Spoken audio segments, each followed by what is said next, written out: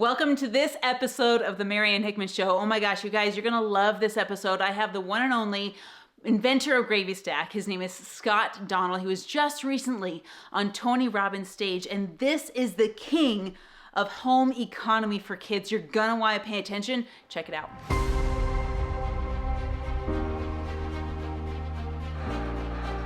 Like Tony and I met at a children's business fair and in Phoenix. So we've been just doing this for fun for like 12 years. And what we did, so I can back up for a second and explain it all. Yeah. Are we going? Are we starting? We're live. Whatever. All right. It's not live, but it's So I like to do Joe Rogan style, where it's just like you just walk into the conversation. Okay. So first company that took off was called Apex. Became the largest school fundraising franchise in the country. Started to help my wife raise money for her first graders, and she spent her whole paycheck on them. I'm like, what are you doing? You make 40 grand. This is crazy. And she's like, yeah, we all do that. And I was like, well, that stops now. We're going to fix this problem.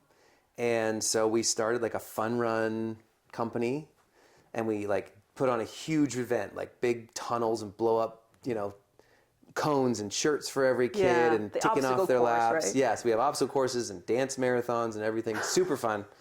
And we go into the schools and teach like character traits and leadership for 2 weeks.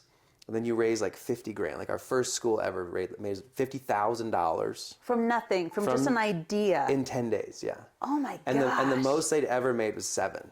7 grand, so 7 to 50. Mm-hmm. And so we knew we had a model. Yeah. And we get a small percentage, and then we cover our costs, make like a couple grand and move on. Yeah. And we're like, all right, we're copy paste. So it just started going. Everyone started hearing about it. We started in Arizona and Texas, and then boom, boom, boom, boom. A couple years later, we're in 30 states, 600 employees we grew it to. Wow. So that's how this all started. And so we've worked hand in hand with millions and millions of families. And the number one thing I realized is that in schools, kids are not learning financial literacy, which I don't like the word literacy. Like you can't read money like a book. Mm-mm. It's not how you can't homework money. In fact, you have to do it. You have to experience money. You have to earn it. You can't even just get money from parents through allowance. That's socialism. Amen. Every time I hear you say that, doesn't work. I'm like, yes, preach it, Scott. You can't give your kids $10 to go spend on something and expect them to budget. I never grew up that way. Yeah, me neither. When I heard of other kids, there was a girlfriend of mine had $100 a month clothing allowance from parents. I was like, parents think that by giving their kids money that they'll learn financial skills. That is codependency. What you need to do is teach them to earn. And I know we're going to unpack this because this is my expertise, but this is how this all happens. So we're like, what do we do? How do we help the schools? How do we help the families? So that's when the business fairs started. So we just were like, all right, let's bring kids to the local park, make products that whatever they want. Paper airplanes. Like kids have made up we have 500,000 kids now that have done these fairs all over the world. There's 2,000 of them every year. what? Yep. And so we were doing one in Arizona, and we had like 250 kids at the local park, 750 families or parents show up and buy their stuff. So they make like $300 in a couple hours. It's awesome. Do you still do these, by the way? Oh, every year. Oh, yeah. I got to get in on this. You could start one.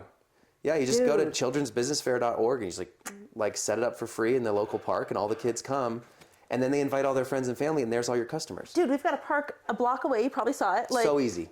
My friend Debbie started an entrepreneurial fair for kids, and there was probably like 10 kids there. Yeah. My daughter made $250. That's so in just a perfect. couple hours. But if you've got a model, shoot, let's just adopt that. We built the whole CRM, the event setup. It's all there. It's easy, and that's just for fun. We just did that for fun.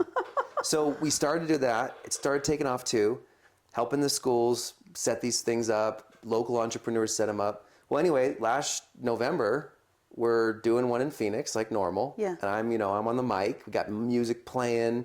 Kids have got brownies and slime and soap and tacos. And there was a girl sitting on a stool giving advice for $2. You're kidding me, really? It was unbelievable. Oh my gosh, the doctor She's like is 8 in. years old. Like people would walk up to her with questions, and she'd just rattle off something and be like, "Here you go." I want to meet that girl. Oh, it's so hilarious. So just a ton of fun little businesses, and I launched them. So whenever I launch as the MC, I go through 3 things. I talk about the economy, how not to look at social media, the news. It's all about creating value for other people. And if you meet wants and needs and solve problems for a profit, that's what the economy is. So be hunting around for finding ways to create value for people. Right. It's that simple. And if I do that for you and you do that for him and he does that for others, that's the economy. Yeah. And the pie gets bigger. And then we talk about profit and cost of goods, right? Profit is the lifeblood of every business. Without profit, you can't grow or pay your people or provide for your own family. Yeah. Then we talk about the pitch. What does it mean to have a good pitch, right? Yes. What it is, why it's best and awesome, and how much. It's that simple. And so kids learn the pitch, they practice it throughout the fair, walk away with money, and then it's a wonderful experience. But so Tony's team, literally, we're at the park, and they saw us do this. So Tony Robbins is just walking around the park? His team was. His team is, okay. And they walk up, and they're like, what is this, and who the heck are you? Were you like, are you the police? Well, we're fine. We have a permit. I was like, well, I don't know if we had a permit. But. I didn't think so. So we ended up start talking, and next thing you know, they're like, we need to get you with talking to Tony right away. So 2 days later, I thought it was going to be like one of his people. Yeah. We're on Zoom, and it's me and him, just me and him. And this was like last year. Yeah, this is like four months ago. Yeah. And 5 months ago. And then, it was a 10-minute Zoom meeting that turned into an hour and a half. And I just started sharing with him everything that we've learned and everything we're doing with the Gravy Stack app and the dinner table coaching for families and our 18 strategies of family legacy. Like, I know how to do true legacy, like raising kids to blow by you in every way. I know how to do that. We have our recipes. And how I've been learning from the best families in the world. And he's like, you got to be on stage. You're coming to Date with Destiny. And it was like a week and a half later. Yeah. He's like, fly to Florida, get on stage and share this mission. Oh my gosh. So I had to have security. It was nuts. We got mobbed by people. I'm sure. And that's where all the requests came from. And so, now we're licensing our stuff, right? So now Dinner Table is all of the app to help kids learn money and the courses, the coaching, the parenting communities. So now you can just like become a certified licensee and we send you folks and you're like building up a community of families and you bring in all the people in your life and there's this unbelievable 6-figure plus business in a box for you. No kidding. White labeled to you. Yeah. So we've got tons of those people coming in now. It's just been a wild ride. Dude, I get the dinner table texts like every day and I have to repent because we are not great at sitting at the table for dinner. Like we will make dinner and then we'll just like everyone will roam and eat. But these questions come up. And so while we don't do it at a dinner table, I occasionally will like, oh, that's a good question. Let me just ask my kids while we're driving. Yeah. Let me just ask them, what do you think about, providing value for people or whatever the latest question was. And it has been so revolutionary. So as soon as we sat in on a podcast months and months ago, as soon as I end of that day, I pulled the plug on giving my kids, and we've never done the socialistic perspective, but we provided for their clothes and we provided for blah blah blah. We yanked it. We said you're all on your own. I love it. It was about 2 weeks of pure panic for those kids. Usually you're supposed to step it down. It's like if someone's addicted to drugs, you're supposed to step it back. We did not do nicotine patches for that. We just yanked it and we're like, you're on your own. And it was shortly after that, a couple of our kids got jobs and a couple of them started businesses. Wow. It was awesome. And even like the principles of the Gravy Stack app, we've got a shelf of books. Your book is on there. We've got the Tuttle Twins books is on there. Yeah. Love those guys. And there's a book report right here. Let me grab it. Like my son wrote this and we're like, this is my 8-year-old son giving a report on Steve Jobs, Elon Musk, and what he learned about it. And we're like, okay, you've earned something doing that. He looked at the creators of Airbnb. Brilliant. Elon Musk. He learned all about him and how he started his businesses. George Eastman. Brilliant. Like, he never married because he said he was too busy. We debriefed on that one. Oh, that's funny. And too poor in the early years. That's so awesome. I found that and when I was Jobs. cleaning up the studio / office today. And I was like, I got to show this to Scott because I never would have done this. This is brilliant. Without your inspiration. See, and this sparks so much good conversation at the dinner table. Like, this is the point of this, is like parents outsource parenting all the time. And it's the only thing you can't outsource. Yeah. And, you know, when it comes to business coaching, every entrepreneur, my whole training has been automate, eliminate, delegate. Automate, eliminate, delegate. Like, if it's not your unique ability, don't do it. Yeah. Like, bring in teams of people that are way better than you at all these other things, and then you can actually scale and have the business of your dreams. You can't do that with children. Like, it's the one thing you can't outsource, and you shouldn't. But we do it all the time.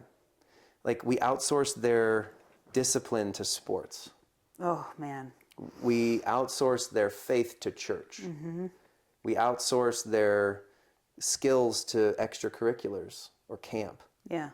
right? And we don't realize that, hey, you got 18 years with these guys to set it up the right way, and you're hoping that a bunch of other people are doing the job for you. Man, when you put it that way, it hits. Yeah, and we do it because it's like what everybody else does. Yeah. And I'm not saying you shouldn't be in like church and school and sports and other things. What I'm saying is you have to take like ownership of making sure that your kids are learning the right skills. So that's why we created like this home economy gig system that gives kids like an unlimited way that they're motivated to learn the things that you see are critical for their life. It's like a process that you just put into place. And when you do that, the conversations are deeper, the relationships protected, okay? Instead of kids like going off into the world entitled, spoiled, victims, lazy, anxious. Guess what happens when that happens? They blame you, Oh, yeah. right? I just say add it to the therapy bill. you know? Yeah, an entitled victim kid that grows up because mom and dad paid for everything, handled everything, outsourced everything. Of course you love them. Everyone loves their kids. Of course. But you don't set the systems right. The moment they have trials and they screw up, they check out and blame you. Or they blame the government, or they blame their employer, or they blame their ex. Like, this is what happens when kids don't create value and take ownership. So that's the whole point. And if you think that the school system is like going to get your kids to create value everywhere they go, you've got the wrong thinking. We pulled them from public school about a year ago now. Not saying you have to do that, but if you have the parenting strategies we give you, it doesn't matter where they go. Oh, They'll crush it. We yanked it as soon as we heard the turn litter box. Okay, you're out. We're not doing that, right? And I wouldn't say we're perfect parents by any stretch of the imagination. And we probably were less than prepared to do homeschool when we yanked it. But we're like, well, it's better the two options, and we're going to just learn as we go. See, I stay neutral on the issue because I know families that have kids in public schools that crush it. Right. I know families that kids are homeschooled, they travel, they love it, they like take a really active approach, and they crush it. So I really kind of stay neutral because people get polarized on the issue. Our kids are a mix. Yeah. Right? We have some doing home stuff, some in the private school, some doing other things. Like, we just tailor it to the kid, but we never have this mentality that we're going to outsource anything. Yeah. So our dinner tables are crushing it. We do daddy boot camps all the time. What's a daddy boot camp? What is that? Okay, so you know the gigs. I should probably back up and explain. Yeah, tell me. Bring so me up to speed. This, if you do what I'm about to say, you will never have arguments over chores, okay? Like, they'll be self-motivated to do more things around the house than you could ever put on a list. They'll never ask you for money and stuff. You're starting to see that. Oh yeah, we've seen that drop off. So greedy gimmies go away, entitlement goes away. They learn budgeting, delayed gratification, goal setting, price of goods. If you do the home economy system. Okay, so this is what we like trademark, and we coach families through this all the time at dinner table. By the way, we just launched a free community. Where just is so it? if anyone's listening, you go to community.dinnertable.com. It's a free community with crazy amounts of parents just like sharing these topics and gigs and ideas and helping each other all the time, celebrating. It's super fun. Okay, we're gonna put that in the comments. Richard, make sure we get that in the description. Everybody go there because that's our like foundation piece. And then we go from there into like coaching and licensing and all the other things they want to do. The app is in there. Yeah. So the home economy is this, okay? It's not allowance. It's not chores. That's 100-year-old thinking that never really works, okay? Because allowance, let me unpack it. Allowance, it's actually linked in the studies that we've seen and read and done. It's linked to a lack of motivation and an aversion to work with your kids. It's conflict. They expect it. They're entitled to it. And then parents go, well, I pay my kids allowance and they do chores.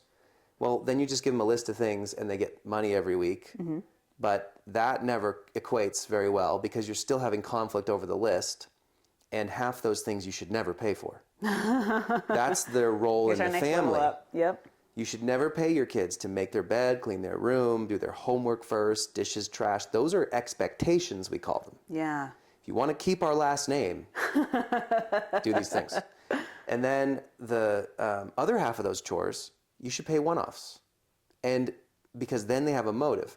But actually, there's no motive unless there's expenses tied to it, like you guys found out. Yes. So this is why allowance and chores is archaic and it doesn't work. So if you do the 3 E's of the home economy, you win. Expectations, expenses that they're in charge of, and then earning, gigs, extra pay. So expectations I already explained. That's the free stuff. That's like the table stakes. Expenses is the next piece where most parents go wrong. Okay. Kids will never do gigs, which we call gigs are 10 times better than chores. Yeah. But they'll never do any chores or gigs unless they have a motive, right? The motive is being in charge of expenses. And so if you give them things starting at age like 5 or 6 and moving on up to be in charge of, now they have a motive to go help create value around your house. And then we teach them to go out into the community, in the neighborhoods and family and friends to earn outside, which is what gives them all of the capabilities and confidence to thrive in real life. Right. So expenses are like birthday presents for friends. Oh, yeah, totally on them. That's the best. Yeah. 2 weeks ago, my daughter Reagan, she's 7 years old. Oh. She knew to go to the party for Dawson at the Ninja Gym. Yes. She had to get the present from Walmart or Target or whatever she was going to do. Yeah. So she did the gigs. You know, we have our gigs list as a printout for the fridge. Our app just does that. And she did enough gigs to save her 20%, share her 10%, and then the 70% left over, she had to make sure there was enough for the present. Yeah, yeah. So she had her debit card and she went and got the present. She goes to the party, 20 kids. She's the only one that bought it. No kidding. All the other kids' parents did it, and everyone listening has done it, including us, because you're busy, right? I get it. Yeah. However, you have to think of the payoff. So all the other kids chucked the present on the table. They didn't even open them at the party. They opened them later and sent thank yous, and the parents again made the kid have to sign the bottom of it. Oh, yeah, where the parents wrote the thank you, yeah. What's up, Marianne Hickman here. Hey, listen, I'm about to give you my phone number, so write this down.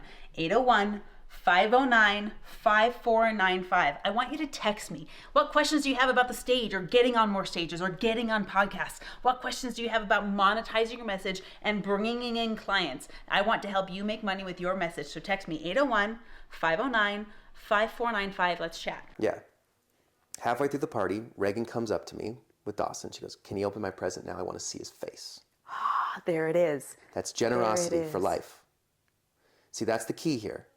That's generosity. You cannot give your kids $10 to go put in the offering plate at church and expect them to be generous. They didn't earn it.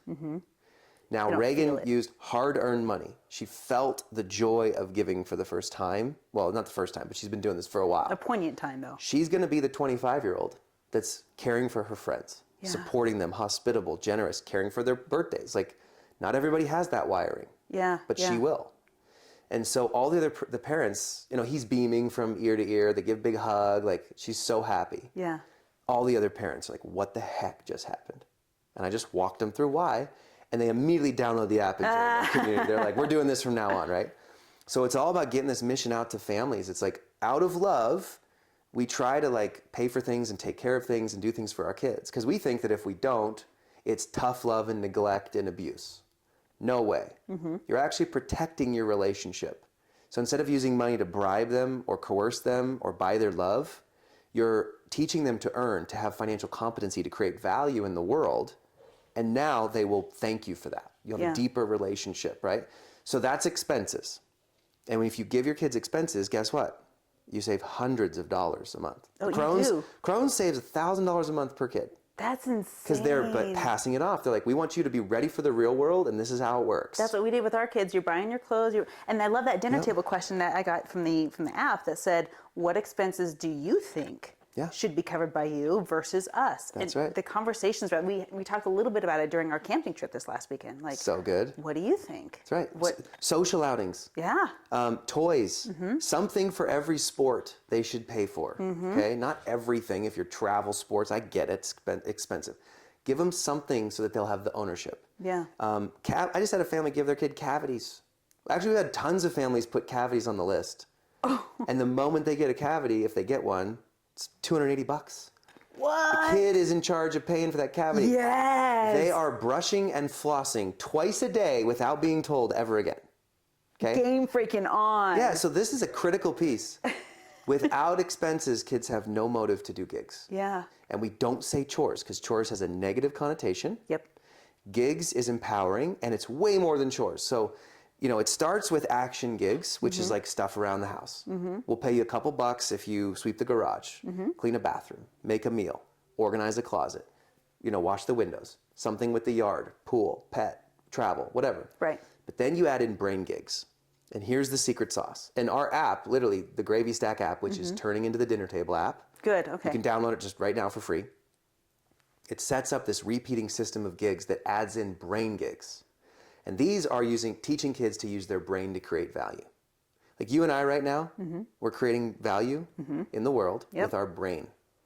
We are not manually doing something like in this the little yard. girl out there with her $2 advice booth. That's right. Most adults use their brain to create value. And why are we not teaching that to children? What a wild, duh. We never do. We just sort of do your list of chores, mundane, don't use your brain. A brain gig adds value to the family or the kid, and it's something that's worth paying a couple bucks for. Yeah. Especially when you add grandmas and grandpas to start paying for these gigs. So a great brain gig is hey, here's a book, an article, a podcast, a YouTube, a TED Talk, PragerU, whatever it would be. There's a $3, $5, whatever it would be. If you read it, listen to it, and tell me 2 things you learned and 1 thing you're going to apply to your life right now. That is worth its weight in gold. Dinner table conversations for weeks. The kids learning what they're not learning in school. They're learning what lights them up. And all these skills and capabilities that they never get anywhere else. Now you move it into hundreds of awesome challenges that prepare them for the real world. We just did one with our kids, planning the next family trip. Okay. So this is a brain gig. Yeah. It was a $20 gig. Reagan, Sawyer, you guys figure out, we want to try to go here, but what are we going to do? How are we going to get there? Yeah, yeah. Get the flights. So they're getting 3 flights, best deal. Are we going to rent? Are we going to Uber? Are we going to drive? Yeah, yeah. Got to rent a car. Where are we going to stay? So now they're learning how to find flights, how to book things, timelines and agendas. Where are we going to eat? What are we going to do? They set it with a budget. They saved us $1,000. Oh my gosh, you're kidding. Your kids saved you on the trip. They literally did a lot of stuff that we wouldn't even do. Yeah. They're we want to go here, but if we go here instead, and they're 7 and 5. If a 5 and 7-year-old can do this, anyone can do this, right? Oh my gosh. So, and then they own the trip. The kids own the trip. It's a lifelong memory that they did, and they will own it. Yeah. How many times as a parent, you're okay, we're going on this trip, and you're exhausted by the end. You're that wasn't a trip. That wasn't a vacation. That was work. That was parenting somewhere else. Yeah. So that's just one great example. Another one is the coupon and subscription hunts. How many times do you check your expense list for unwanted subscriptions? Oh, I just talked about this with someone yesterday. Pull that up. You'll immediately save hundreds of dollars. If you open your phone right now and go in there to Apple subscriptions and be oh my gosh, I never use WordSwag anymore, whatever it is, that's costing me $10 a month. Yeah, people don't realize they're getting hit on their credit card from accidental things. They get auto-enrolled in something. People don't check their card statements very often. And if your kids did it with you, they can literally go through the expense list and be what are you paying this for? And it's or it's a one-time hit throughout the year, then you didn't realize it. Yeah. Because you missed it that month. So they're literally hunting for things we don't need this. We don't need this. Our app is literally a couple bucks. We charge $1. Yeah. When you do your paydays, which is a couple bucks a month. You literally save 100 times that in the first month. That's a no-brainer. By doing our gigs. And your kids learn this stuff for life. What about a coupon hunt? Oh, my kids love that. Every Tuesday, they're all over the mail. They're clipping coupons, and they're guess what? We're going to Arctic Circle today. Give them a cut. It's this is so powerful, and our app just does it automatically. Yeah. There's bing, checked off. Parents are saving 26% on groceries. Really? Like, and parents that are like higher income, like they don't think about this stuff all the time. But what I've found is that the best kids are low and middle income kids. Like in terms of financial competency. They might not have the next level of value creation and scaling mindset, which we teach too, but they're getting the basics. They're getting budgeting. They're getting like, I got to earn. I got to like understand how to save, spend, share, and invest after I get the earning figured out. The higher end families are paying for most of everything for their kids, and they're like, well, they're doing well in school, they're getting good grades. We are a big sports family, so they're doing a ton of sports. We're focusing on this, not that. And then they miss the basics. And that is one of the most, like, that's a nuclear bomb about tragedy. To go off. Yeah. And so the best thing we can do is, and especially with the gigs model, the home economy, you don't have to make them go get a job, which is hard to do with kids that are doing a lot of sports and a lot of extracurriculars and a lot of school, which I think is a great focus. But the gig system they can do in all the margin time. And so for us, it's just this like perfect fit. And then the moment you master these things around the house, your kids are hunting for gigs for you. That Like, was the "Hey, Dad." biggest change we saw after 2 weeks. Though you were right, you prophesied it. The questions were coming up. What can I do to earn? That's the best question a parent could ever hear I from was their kid. I was like, high five, buddy. Like, that's what I was waiting for. You get $5 just for asking. Yeah. So imagine then the next critical question, which is, who else would want this? Yes. A kid learns a skill at home. They get confidence.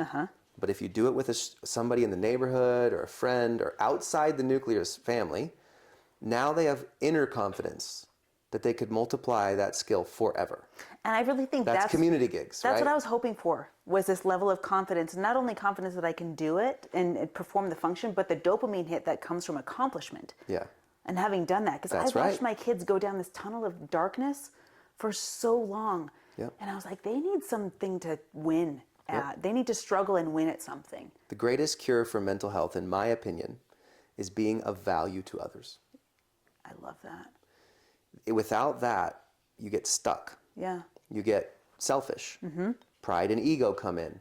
Highlight reels on social media, like bullying, clicks, popularity. Like, I'm not worthy. I'm not good enough. I can't make it in the world. It's too scary out there. That's what drives teenagers into these mental health nightmares. And then they find each other on TikTok and Instagram, and there's dark, dark tunnels of what's classified as entertainment. A problem only focused on grows. Yeah. One of my issues with therapy, God bless it, I use it. We do marriage counseling. We've been to therapy. We've had trauma stuff. I get it. God bless therapists and psychotherapists and everything. Yep. But I have to be careful, because if you only focus on a problem, it will grow. I completely agree with this, by the way. What you need to do is focus on solving problems and shifting to creating value for yourself, but more importantly for others around you. When you do that, you have not only mastered the skill of selflessness and growth, you will help everybody else around you, which gives you more of that capability and confidence to create value in the world. Yeah. See, this is why we call it the value creation kid, right? If you're not a value creation kid, which is high confidence, high capability, ever increasing cycles, and you get there through going through what we call healthy struggles. It's the upward spiral. It's an upward spiral. Yeah. Healthy struggles are so good for kids. Yeah. And gigs are healthy struggles. The home economy is a healthy struggle. Business skills, practical skills, life skills, emotional skills, Yeah. relationship skills, tech skills. It's the gym for your body. It's working in instead of working out. That's exactly right. Yeah. The more you do that, the more you're of value to others. And everyone stops at that point where they don't think about, how does this create value for the people around me? That is how you get out of so many of these cycles of mental health issues. And so for kids, the value creation mindset is so powerful. You have a lens to look at your home, your friends, your community with, how can I add value to others today? Whether it's material value, which is what you create and produce in the world, emotional value, which is how you think, how you feel. That mindset skill. Yeah. Yep, the mindsets, and how you help other people around you think and feel better. Get them out of their issues. Yeah.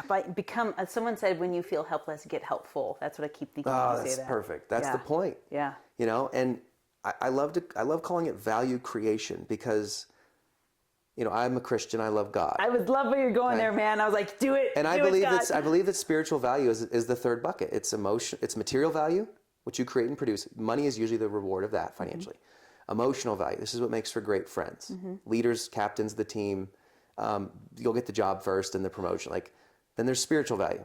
That's the degree to which you can help other people connect to something greater than themselves. A higher calling, a greater mission, a great culture to God. Yeah. Growing in selflessness and faith is one in the same. Yeah. And it's I love Jesus, but you don't have to be a Christian to understand what I'm saying. Yeah, there's spirituality and then there's religion. They're two different things. That's right. Get outside yourself and be of service to others. But in the spiritual Christian world, this idea of selfless servant, being like a servant, has for some reason a limited connotation in people's minds. We're definitely, we connect it to slavery.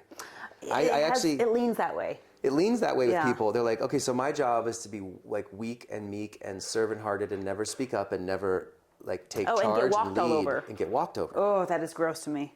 See, so we have to be careful because that is not the actual biblical interpretation. Yeah. Right?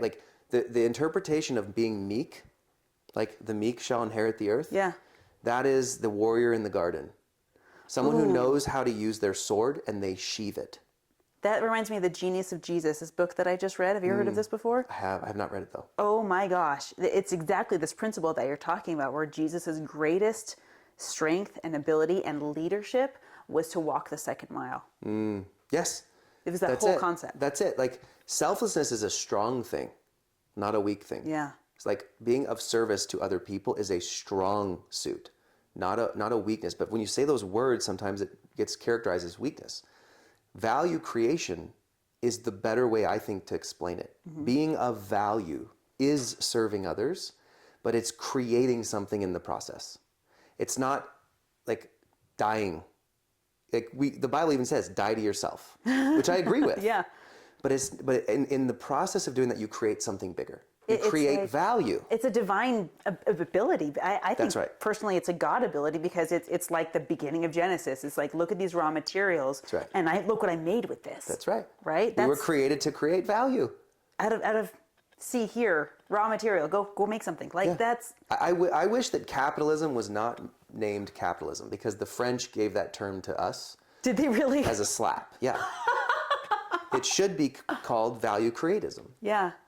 The more value you create, the bigger the pie gets for everybody. And imagine having an entire generation of young people hunting for ways to create value all around them.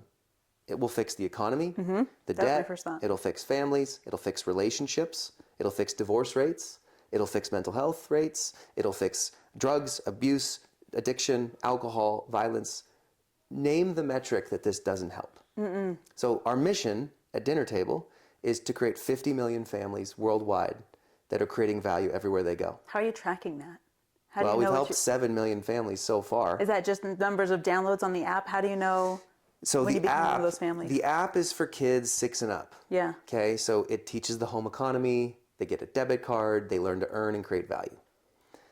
That's for 6 to 18 all the way through college, maybe. But that's just a tool in our tool belt. A Dinner Table is our communities, our licensees, and their communities and their reach. So our real mission is we want 10,000 licensees. And those basically, a licensee is a certified coach. They're putting it inside their current business as a white labeled service for people. They're putting it in their school. They're putting it in their church. They're putting it in their nonprofit. They're putting it in, they're creating this group of families that are learning these skills and impacting their communities. That's going in our co-op for School Babe, by the way. There you go. 100%. Yeah, we've had just recently several schools come on as licensees to give it to all their families. They're if we learn these skills, and we have, and it's not just one thing to take a course. Only 3% of people finish courses. Oh, yeah. We have courses. We have our home economy course. We have the 7 family money skills course, and they're killer. They're top of the game. But we know, like everybody else, that parents are busy. So this only works in community. Having a facilitator that's a certified coach, helping a bunch of families get together on a simple call and say, here's the tip, here's the strategy, how are we going to implement it? And then we review from last time. It's how's it working, how's it not? People sharing all together, sharing wins, asking questions, and keeping each other accountable. Yeah. That's how this works. That's how this works. Imagine every school or co-op in the country having a family community like that. Gosh, that's a huge chunk that's Imagine missing. every business doing this with their employees. See, what I've found, I've had 1,000 employees. If your employees, if you really care about your employees, you should care about their family. Yeah, and we've got 3 businesses, and that's one of the questions that rolls around in my mind all the time, because we're responsible for their families. Yes. In a way, That's financially, right? And you're giving them, a paycheck, but you don't know how they're using it. You don't know what's going on at home. What I've found is the healthier they are as a family and the healthier they are with personal finance, the more they can show up and work and add more value. Well, and case in point, we had one of our nail techs at one of our salons give us a call. I don't know if she's still with us. I think we parted ways several months ago, but she called us in a panic because something with payday moved around, or she didn't get it in time, or the check didn't clear, or whatever it was. And my heart first said, what trauma is going on financially in your home? And this is such a beautiful way to answer that. And That's right. If they don't take it, then fine, but at least I was able to provide it. Yep.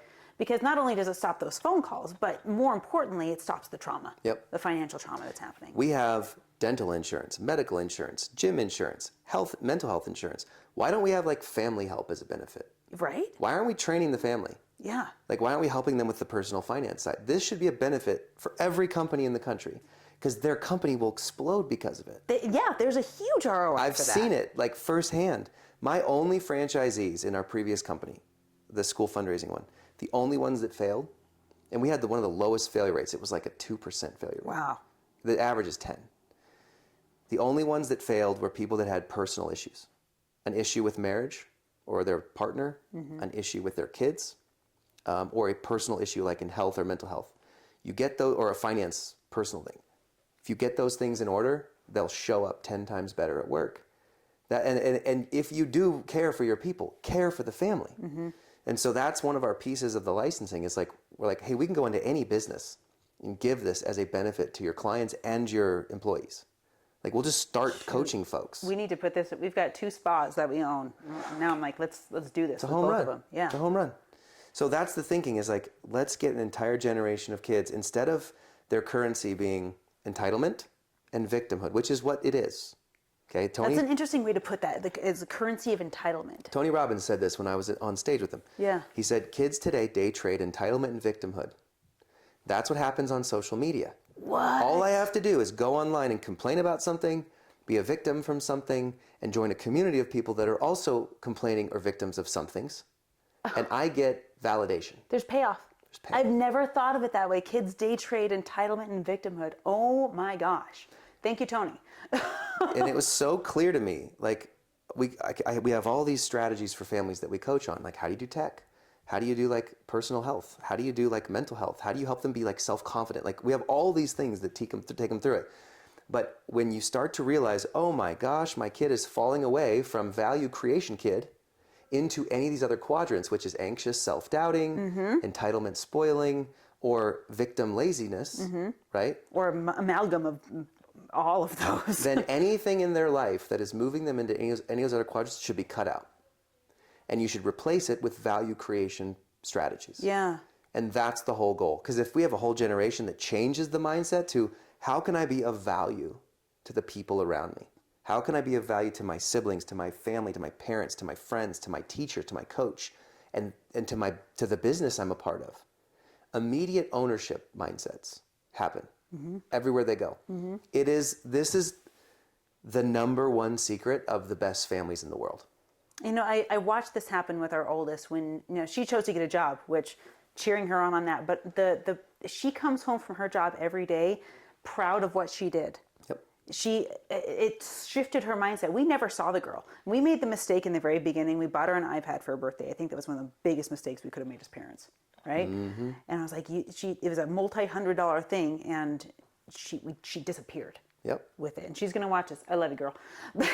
And then when she got this job and started feeling a sense of responsibility, the owner of the company singles her out and says, "You're killing it." Yep. And she comes home proud of the work she does every day. This flipped big time for her, and her confidence is through the roof, to the point where she went to senior prom on her own, without a date, without a group of friends, freaking showed up. Can you imagine being 17 and going by yourself to prom? That's power. Like, she freaking owned it. See, that's the thing is like, if kids create value, they move away from all of the mental health issues. They move away from all of the entitlement spoiling. They don't have a victimhood mindset. They're not going to check out. They're not going to give up. They're not going to be lazy. And that is all of the main fears. I just hit the top 4 pain points of every parent. They're just like, I just want to make sure my kids make it. I want them to be like secure, take care of themselves, like make it in the real world. That's what every fair. parent's fear is. Our system like protects against all of that. And so, yeah, you nailed it. And in fact, on the tech piece, so one of the best things you can do is delay social media as long as possible. Delay tech as long as possible, but I get you want to get in touch with them. Yeah, and you don't want to right? get thrown into it with no knowledge. Yeah, you want to yeah, that's why you want them to have experience with it. The first step that's really good is like an Apple Watch or a watch, because now they can't be scrolling online, but they can get a hold of you and connect. Yep, that's a good first step. But if it's a phone, it's a iPad or a watch, have them pay for the whole thing with the gigs, because then they'll take care of it for 5 years. It'll be in mint condition, and then they'll own it and they'll take care of it better, right? And have really good boundaries around it. Yeah, it's like, hey, 5:30 dinner time. Here's the basket. Everyone chucks all the Faraday basket. Everyone chucks everything in here for the rest of the night. We're on family time. Babe, we got to do that. And you know what that does? It's not for the kids. It's for you. It's for me. Because I'm a dad. I got 4 kids. You know how many times I'm like, oh, it's 5:30. I got to get this. And I'm just like, or I check back in right after I eat. I'll go. If you make your accountable to yourself to throw that thing in there, you will show up so much more for your family. You know, we just did a clip yesterday that went live that was huge. And I said, anytime your kid walks up to you and you're on your phone, put it down. Did you just yesterday, or because I have seen you say that before, and it has been a conscious thing for me. Whenever I'm talking to my daughter, I'm not texting. I'm not. If your kid, even if you're in the middle of something important, you can put it down, make eye contact, and say, hey, thank you, just a sec. Can I have 10 seconds to finish this text or finish this email? And then I'm all yours, I'm all ears. Yeah. Like, if you don't do that, and you're just like, yeah, buddy, okay, I get it. Yeah, oh, interesting. Oh, this That's generous, by the way, because you can just be here and listening. You don't even hear them. And they're like, are you listening? Yeah. I'm like, yeah. Then your kid thinks that that's more important than them. Yeah. The same, there's so many things that happens. I saw a video of a kid doing this. They did an experiment. I saw that too. Did you see that one? Yeah. Oh my gosh, it made me cry. The kid's all like sad and like miserable, and then when the parent like puts it down and looks at them, they're like so happy and like energized. Climb up in their lap, and oh, I bawled. And you only get so much of that. You don't know the last time you're going to pick up your kid. Think about that for a second. You never know the last time you're going to pick up a kid. You know, my kids did this to me. They heard this on social media. They said, Mom, there was a day that you put me down and never picked me back up again. And I have a 17-year-old. I went and picked her up. And I was like, it's not today. That's so good. Yeah, I mean, that's such a powerful thought. And I wish parents could see that. What is your most important investment? What is it? Is it your business? Finance? It's your family. Check your calendar, check your checkbook, and then you'll see where your most important investment is. Everybody wants that. They say that, like, yeah, my family is my most important thing. But we give them our leftovers. I'm guilty of this. Give them your leftovers, yeah. But the question becomes, well, how do I keep myself accountable to continue that? Because I want that. Mm-hmm. That's my North Stars. I want to be that kind of parent. And I think the only way to do that is like being in community and being accountable. Yeah. And being with, like, make this a part of your routine. This is why we set up dinner table. It's like we help parents be accountable to themselves. Everybody wants this. Yeah, they do. But few people actually put the effort into making it their priority. And there's no immediate penalty for messing it up. Right. You won't see the penalties until your kids are going the wrong direction. And by then you've got a chasm of, it's not too late, but it is harder. Yeah, you're 10 years behind. The number one question I get asked now, it used to be, help me teach my kids money. Now, as we've started talking about this real legacy stuff, and money's included, the biggest question I get is, where were you 20 years ago? It's too late. And I'm saying it's never too late, right? I agree. Your setbacks in life can actually become incredible setups to create more value in the future for yourself. If you leverage them on purpose. If you leverage it. But it's true. The number one question people say is like, it's too late for me. I've had destruction, estrangement. My kids did not learn the right things. I'm divorced. I hate my in-laws. Like, they just go on the rattle the list. And what I tell them is, it's pretty simple. It's like, all right, Thank you for the victim. I want to talk to the real you. But I want to tell you something. Every family has crazy. Even these top 100 families. I would say especially families, okay? All crazy happens in family, by the way. These top 100 families that we've been studying for 10 years, like we searched the globe to find the best 100 families. Every single one still has crazy in it. Yeah. Hard things. But what we found was our strategies of legacy help your kids, like they blow by you in every way. It's a recipe. Like you're not going to get everything right, but you're going to have a legacy. This is what people think. They disqualify themselves for thinking that they're going to have a family legacy. You're going to have one, whether you like it or not. Like the definition of legacy in the dictionary is the events, conversations, and relationships in one's life that has a lasting impact. So kids will either say, I want a marriage just like that, or I don't want a marriage anything like that. That you're going to have a legacy. One of those is going to be a legacy. Everyone's an example, even if it's bad. Yes. The question is, what kind of legacy do you want to have? And so that's why we're like, we just have the recipe, guys. Come get the recipe and use it in your life and then teach it to others. That's the goal. Because so many parents don't have a roadmap. They were giving nothing. They're like, we had kids. Holy cow. We just figured out relationships. This one got 5 kids overnight, by the way. Like he married into this He looked circus. at you and bang. We're that way too. I mean, it was like the moment Amy finished nursing, bang. It happened 4 times in a row. So, but there's the thing. It's like, you don't get a roadmap for having a kid. Like they literally at the hospital, like, here you go. That's what you said when we were leaving. They're like, they let us leave with him? Yeah. Like, what? They do give you SIDS training. Yes, they do. They help you, like, here's how they don't die in the crib. Yeah, and never shake a baby training. Like, Yeah, never shake them. Like, let them cry a little. Like, it's okay. Like, you'll be fine. And then they just boot you. Yeah. And then you're like, ah. Like, every parent's like, here we go. Yep. And then most of it is reactive. Parenting is reactive. Based on our experience from our parents. That's been my experience. I'm the last of 10 kids, and I was raised by my parents and mostly by my siblings. Yep. And I had to unprogram so much. They did a great job, by the way. I will forever honor and respect them. You're alive today. They did fine. They did great. And there were improvements that I wanted to make. Yeah. That's, not, and you put it so well in your book where you said, don't avoid struggle, but avoid trauma. And I'm paraphrasing. Yes. You put it much better. That's an unhealthy struggle. Exactly. I want to avoid trauma, but I do want them to struggle. And they don't even have to win every time. Yeah. But I want them to experience that. If you don't let them do healthy struggles, they'll have trauma. Yeah.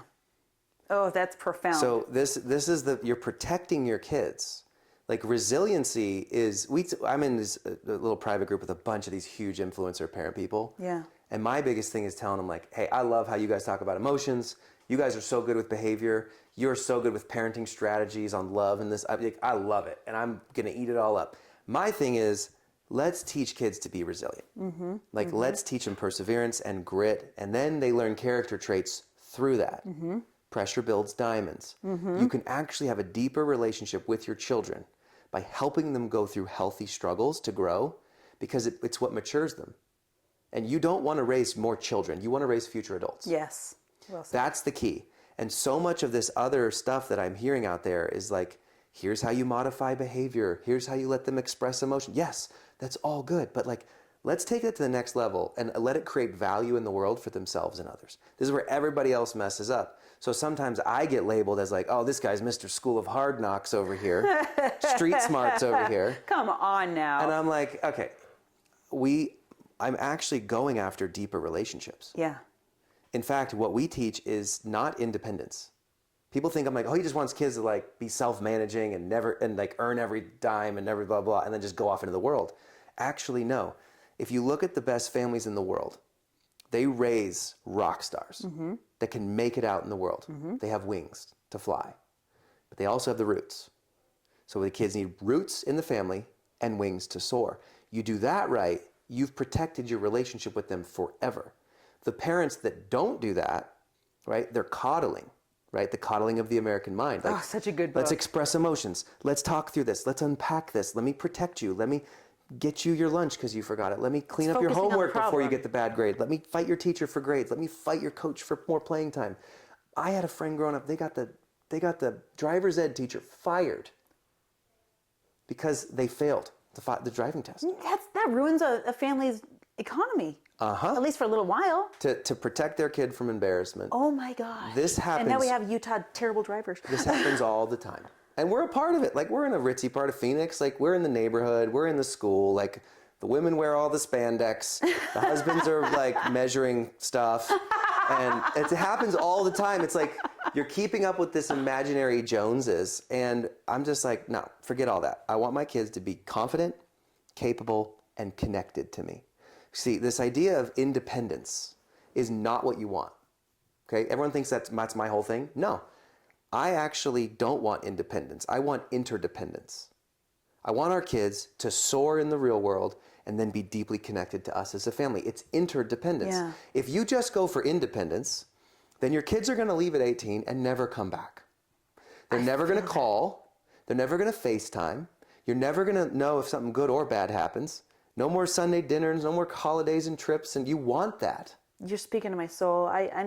My parents did such a great job, and I felt that. Like, I only recently, I'm 38 years old. I just hired my mom last year, and I should probably never watch this. Maybe if you do, I love you, Mom.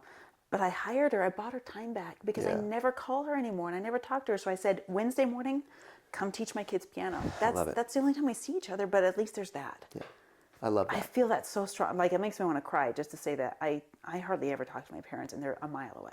See, that's so powerful. And when you get to the root of it, what do you need to do as a parent to have your kid have those roots and wings, right? We should probably talk about heritage for a minute. Yes, please. Because heritage is so much more important than inheritance. It's what we should be focusing on. But so many parents, they focus on, I just got to make money, we got to take care of ourselves, and then have a bunch left over to give to the kids. Right? That's legacy in their mind. Mm-hmm. It's like, no, that's how you ruin them. Mm-hmm. 90% of generational wealth is gone by the grandkids anyway. It's more about what you leave in your kids than to them. Yes. It's a last name that means something. It's the family values. Mm-hmm. It's the way we operate in the world that binds you together as a family. It connects you forever. Instead of saying, we're booting you in the real world, but don't worry, we got assets when we die. Like, now they're just going to wait for you to die. Yeah, I'm like, you know, and that's like the beginning of every crime novel ever. Yeah, like, and there's such a difference between, like, I love you gifts, which is sometimes really good. Sure, that's a level of generosity. That's right, you know? And coasting gifts, which is what makes your kids weaker. They won't risk. They won't create value. They won't take that new job. They won't start that opportunity because they're waiting on your stuff. And that happens with older people all the time in their late 40s, 50s, 60s. They're waiting for mom and dad to die so they can get their stuff. And then they're killing their value creation drive in the process. Yeah. So we have to be very careful about this.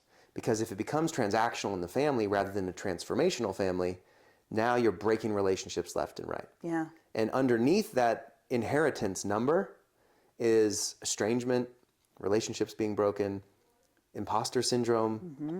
guilt, fear, shame. Mm-hmm. Now, it's one thing to help your kids with, like, part of their car or part of their college or an I love you gift. Well, they're learning with you. Yes, right? Those are fine. We're not saying, like, just dump them on the street corner.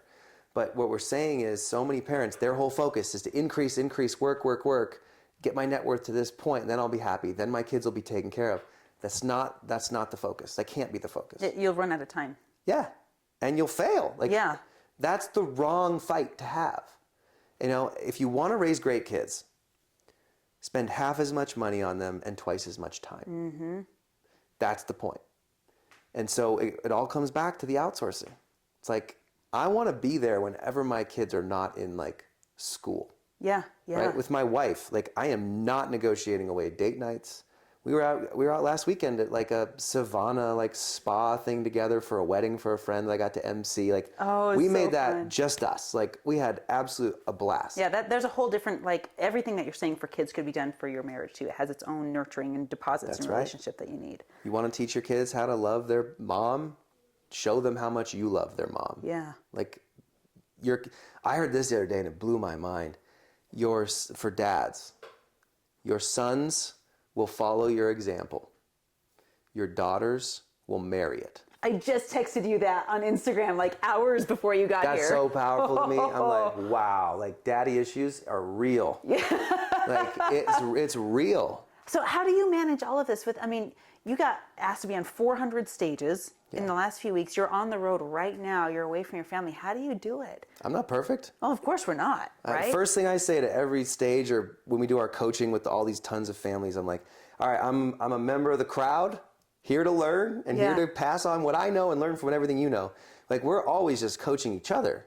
I'm learning more from our community than anyone. Yeah. Because we're being intentional. Yeah. Because we're being accountable. Because I'm teaching this now, I have to be accountable personally. It's like the only thing that makes me do this. So it sharpens you. It sharpens me. So, we have a lot of strategies we've learned. One of the biggest ones is our calendar, right? We have our Sunday night get together.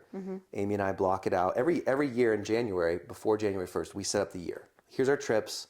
Here's our dates. Here's what we're doing with our most important investment, our family. That's first. Everything else can just fill in. Yeah. Then we go into every week, we're just checking, okay, when's the date night? What do we need to do with the kids? Like, we're being really intentional about those pieces. And then business can fill in the cracks. My friend Chad Johnson has a great quote. He says, there's 5 things that matter for you. And what everybody does is they go, I'm going to work really hard. Okay. Then I'm going to try to be healthy. Then I'm going to focus on my kids. Then I'm going to focus on my partner, my spouse. And then focus on like God with the last breath of the day, saying, God, please help me. This is how it should be done. Like, get your faith right.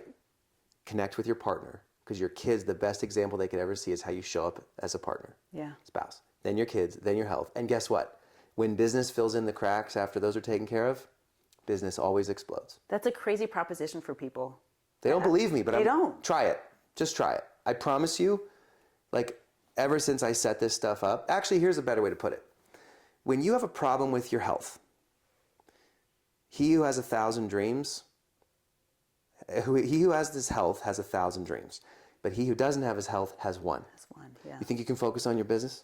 Not if you're sick. Everyone listening to this has had a marriage fight. When I'm having conflict with Amy, I can't even think about work. Oh, I can't think about work. I can't parent. I can't do anything. It is the biggest in my face distraction. If I'm going out with the kids, I'm exhausted. If we have these cycles, now we're learning way better ways to manage it, thank God. But like before we started doing this with our young kids, it was like, this is exhausting. This is miserable. And I don't even want to like talk to you right now. Like, how you think you can show up in business? Nope. You're not gonna.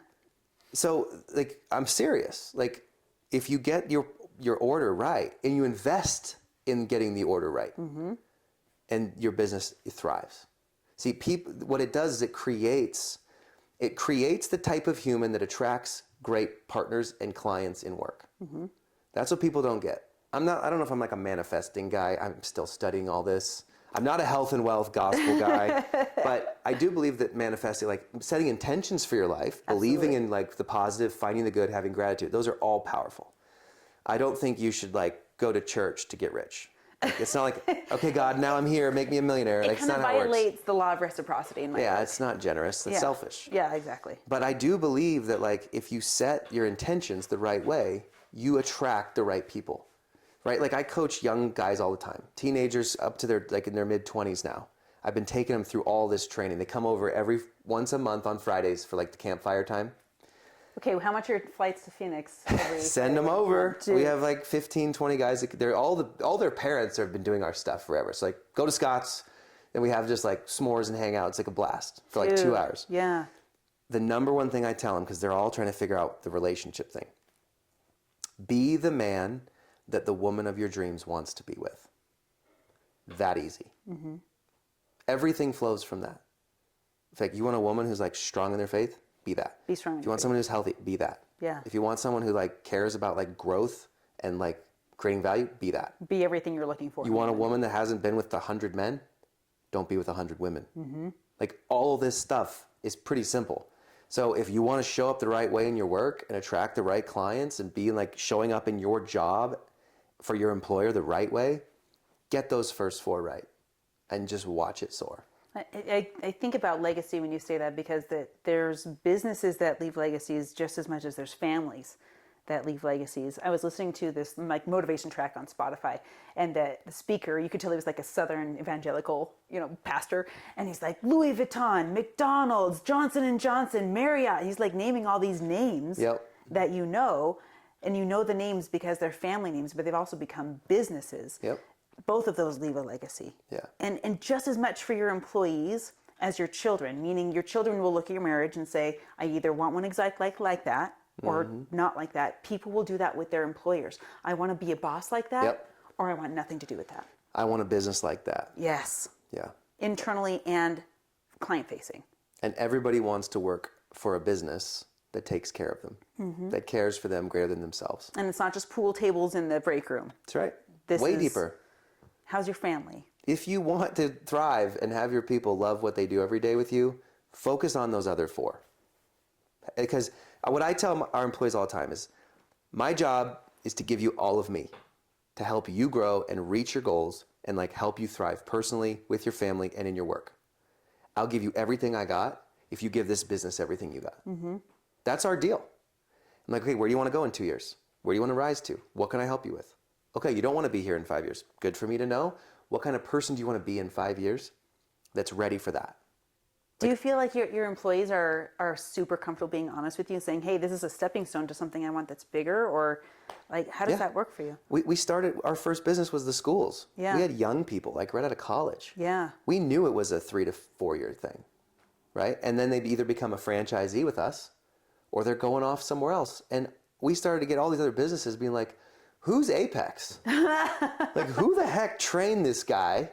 He's 24, crushing, and now he's like, he was light years ahead of everybody else who applied. That's fine with us. Like, if you could, like, whether they work for you or somebody else, your job as an employer is to make them better, to make them stronger, to make their lives like healthier. Oh, so you're making me think so much, like, because we do own all these businesses, and next time I go into our spa, I'm gonna be like, how do I create a culture where everyone that works here say, oh, I would want one of these?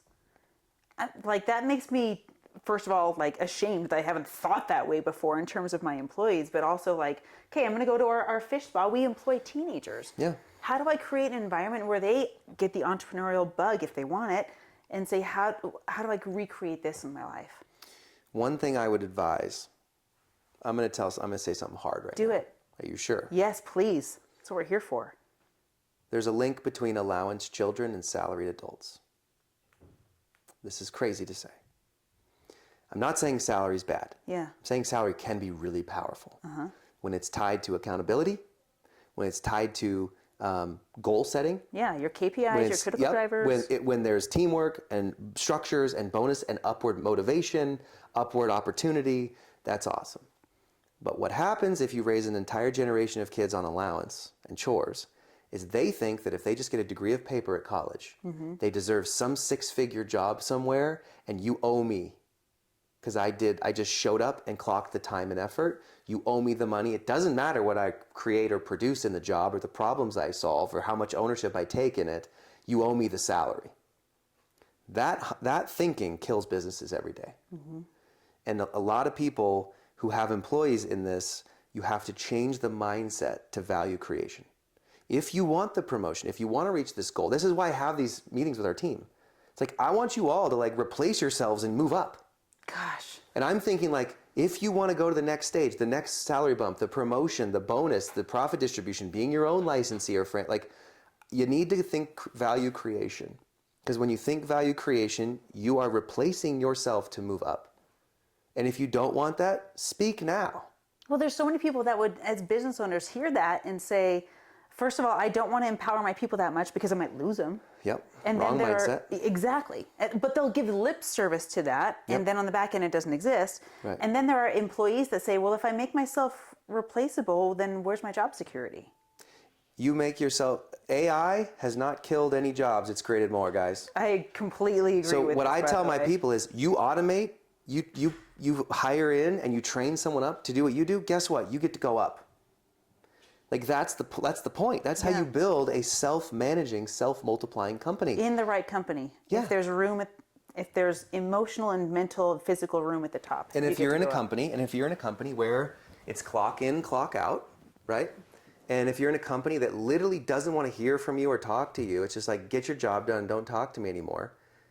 do that until you find something that gives you life somewhere else. So either way, you're moving up, whether it's Either way, you're within moving or up. without. Unless you're the type of person that's victim mindset, that's like, this is all I'm ever going to have in life and I'll deal with it. Or maybe you're just loving what you're doing. And that's okay too. You right? know, Kim Scott talks about those people. But if you love what you're doing, you're creating value every day. Yes, and Let's you're get enjoying this right. it. That's right. Yeah.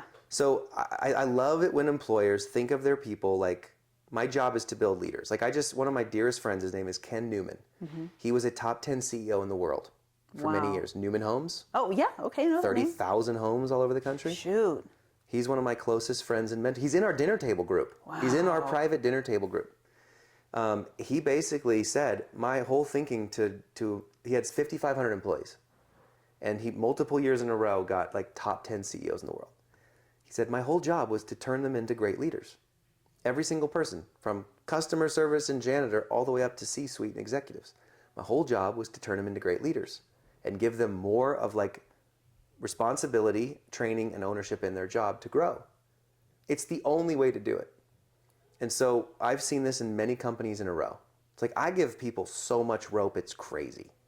Like our head of ops right now, Mary, she's in her early to mid 20s. Wow. Running a big company. Wow. And I saw it from the moment I met her. What did you see in her? She was batteries included, not batteries not included. She was high character, right? Came from an incredible family. Yeah. Like I know their family well. She was a problem solver. She didn't complain. She came with results. She came with solutions. That was her focus. She was willing to try new things. Everything is figure-outable. Mm-hmm. People liked her. She was kind. She was a killer. And in like 6 months, I'm like, ding, ding, ding, ding, here you go. Wow. That's a diamond in the rough. Yeah. But now she's helping others learn the same. Like you get great leaders in your business, they'll free you up. And they're going to create better great leaders that report to them. My first franchisee at Apex was Kim Freed. She had come from a $150 million company she built in like the emergency fire home furniture world. Oh, wow. She had 6 kids while doing it. And then all of a sudden her school did our program the first year. And she's like, let's go. I'm franchising. Wow. And she now, fast forward 10 years, she's our largest franchisee. She has 80 employees all across many states. And she's turned at least a dozen of them into their own franchisees. And she taught everybody else how to do it. She completely freed me up in the business. Wow. And I'm watching it happening with our licensees now at dinner table. Mm-hmm. And I'm seeing the best ones start to rise and teach everybody else how it happens. I just created one of the best masterminds ever, by the way, with our licensees. All these experts in their own domain, like super successful people, as well as like people that just want to coach, and school leaders and church leaders and business owners. They get together and drive. They teach each other business. We go over family legacy. We're driving for our families all the time. It's my dream. That's so, you said you've got 7 million families right now? That we've served throughout all the companies, and we're moving them all into dinner table now. And your goal is 500 million? 50 million. 50 million. To start. If we get 500, why that's not a pretty 500? big one. If it takes off and we blow by 50, we'll get there. What's the big, hairy, audacious goal that is measuring for you? So we looked at this from a macro level. So if you want to get into my mindset in business for a minute, right? I've had 3 major exits. This is my 6th company. Yeah. Millions of customers, families and kids.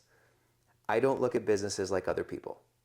People usually look at a business, oh, I want to be the owner of the business because I can make profit and do whatever I want, have freedom. Okay, that's great.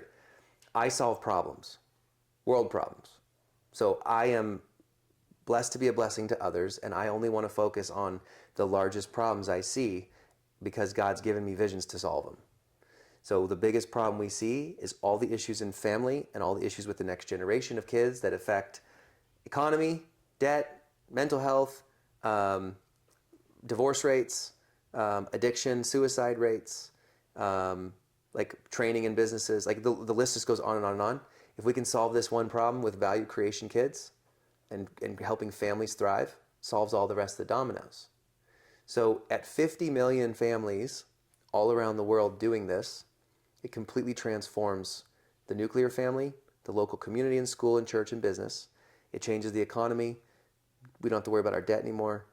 It fixes, I think, a lot of issues in our politics and leadership. That's where my mind went. Like, you're a big threat. You're a big threat to political issues. We'll see who sees. Oh, I've been tapped for politics forever. Yeah. I am not going to become governor of Arizona. You kidding me? If I get one more person, like I want to do what I'm doing because, and I don't even think of politics the way other people think of politics. I mean, my grandpa was Ronald Reagan's bank chair. Wow. He did politics for a while. He also started a $1 billion business, gave the whole thing away, didn't give me any. I'm thankful. Yeah, but you got the skills. He taught me to fish. Yeah. That's why heritage is more important than inheritance. I just flew up to Oak Harbor, Washington to spend a day with him a couple weeks ago. He's 91 years old. If I could be a fly on any wall, holy cow. It's unbelievable. My grandma passed a couple years ago. We went to visit her gravesite. Wow. We went to the grocery outlet because he's still frugal and cheap as an old man. Went through the Depression. We went to breakfast together. He's in his walker. And the best advice, I think some of the best advice I've ever gotten, he gave me last week. I said, I was like, Grandpa, I'm in a pressure cooker right now. Mm-hmm. Like, we're burning all this cash to launch all this stuff. Yeah. Got all these employees to take care of. Got family. We got 4 kids now and like a 1-year-old, and it's nuts. Like, I am drained. What do I do? How do I do things well with Amy? How do I do things well with work? He just goes, take things positively. Best advice I've ever heard. Take things positively. He's been through everything. He's 91, yeah. Business, war, family, tragedy. He's been through everything you can imagine. Take things positively. Find the good. Don't be in the gap, be in the gain. Like, focus on the good. Yeah. Just continue to drive value for other people. Take things positively. In your marriage, when rough things, frustrating things happen, decide to take things positively. That is profound. I'm replaying that in my head over and over. Like, you're looking at me and I'm just tattooing it on my eyelids. It reminds me of what Christina Kuzmic, do you know who she is? She's an incredible mom and comedian. She taught me this principle of, but at least. Yep. If you ever have a complaint, tack on a, but at least, and then take some positivity out of it. That's so good. Yeah, find the good. Like, that's one of our family values. We have faith, family, and fish are like our values. I remember the fish. That was so cool. Fun and adventure, integrity, service, hard work. Yeah. And service is the value creation piece. So faith, family, fish. But one of the things we say to our kids all the time is like, hey, we leave things better, and we find the good. That's what we do. Donnells always leave things better. Friend's house, school, like campsites. Everything. Campsites, leave things better. Create value. And people. And find the good. There's good in every situation. Every setback or problem in your life is a setup for the future. Find the good and focus on that. Because if you just focus on the bad all the time, guess what? It grows. So I focus on the good, it grows too. So yeah, that's the thinking. Take things positively. What a profound takeaway. Tell your grandpa thank you for me, because that just blessed me and everyone that gets to see this. Yeah, thank you. I will. He's nearing the end. Yeah. And I look at legacy and I look at him. They did a lot of things great with us. All of our cousins, everyone was like strong faith, 0 divorce. It's crazy. Like strong family, deeply. We just bought a house in central Washington at the lake just to make sure we're around the rest of the family in the summertime. That's one of my goals. These legacies that I talk about, we have 18 strategies. The heritage over inheritance and the home economy, that's only 2 of them. But you do this stuff, it's a recipe. It truly is. And long term, it's going to be sweet and beautiful. When people come to your home, when they hear your family's last name. I want that to mean something. And I want to control the narrative. I want to say, this is what it means to be a Hickman, or our kids have different last names. We're a blended family. Yeah. This is what it means to be you. This is what it means to be a Donell. This is what it means to be a Hickman. That's right. And there's a lot of reprogramming that gets to come from that, because historically the name has not left a legacy that I don't think, it's been one the kids haven't been privy to, but in a lot of ways not proud of. And I think every family, like you said, every family has a certain level of every single crazy or whatever. But I'll tell you this, you give them an identity or they're going to go find it somewhere else. I'm already seeing it. It terrifies me. Yeah, the kids are hunting for influence all the time. It's that daily transaction. It happens. Like literally, it happens everywhere. If you don't give them the roots, if you don't give them that heritage, what it means to be in your family.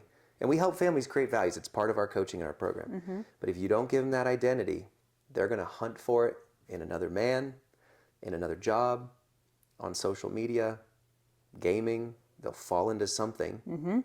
Everyone has to have an identity. They're searching for it. Yeah, they're looking for something to belong to. Yeah. There you go. Oh my gosh. I want like when you said that, I want like the Donnell family decree, and I'm like, let's make it one for our family and stick it on that wall right by the front door. That's what's going there now. Let's do it. Join us in our next workshop. Like, let's go. We do that with everybody. We give you 100 logos to choose from. We use AI with it. Yeah. You come up with your values and acronyms and crests, and we walk through with a bunch of families, and then by the end of it, you're like, yep, that's the one, $60, and bang. Oh, I'm in. Yeah. All day long, I'm in. Easy. Dude. Okay. Well, Scott, thank you for being on the podcast today. I can't believe that I was so blessed. I'm with 400 Stage clamoring for you. We got to have you. So thank you for coming to our home. Yeah. And thank you for being part of this and for blessing me personally. Honored to be here. Excited to see everybody in our communities. And yeah, if anyone needs help, like the free community is the best place to start. Community.dinnertable.com. Yeah, we'll put it in the description as well. So you guys go can there. Check it out there. That you'll get all the wins. And then if you want to come into coaching where we do like the values and we do like the strategies, then we do that. It's pretty cheap. And then if you want to be a licensee, that's the same place to start. You just like reach out and we'll certify you for your company or for your school or for your church, whatever you want. We'll train you up, help us on our mission. Well, guys, if this resonates with you, go ahead and check out. We're going to put all Scott's links in the description here, but gosh, go check him out on social. Go find him everywhere. We're also going to just collaborate with you on all these posts. But awesome. Thank you for being here, man. It was an honor. Huge blessing. Love being in your house because the studio's full. I'm here. Beautiful home. Oh, thank you. Beautiful family. We will see you next time on the Marianne Hickman Show. Thanks for being here today. Hey, thanks for watching. Go ahead and hit the subscribe button. And of course, make sure you text me just directly with whatever questions you have about building your brand. You want to build your signature keynote presentation. Maybe you're at the stage where you need to get your ebook out and you need to help writing that. Let's do it all. Whatever you have questions with, wherever you're stuck, just text me 801-509-5495. Let's get this underway and make you some money with your message.